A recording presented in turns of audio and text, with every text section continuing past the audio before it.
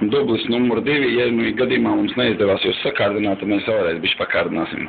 Esam jau mazliet tālāk tikuši, arbūs jau ir sagriezts daļiņās smuki. Tātad šī traukā jau ir ielikts saldējums. Tad mēs izvēlējāmies persīgu sulu. Tad kā ļoti patīkamu atspirdzinošu piedevu gaišo rumu. Un gala beigās, lai visam piedot krāsu un mazliet saldumu, pieliksim zemeņu sīrupu. Viņš izskatās šādi.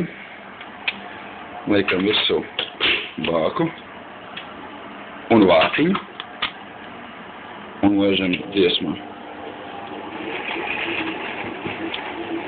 Un visu ātrāk uzlaidīsim.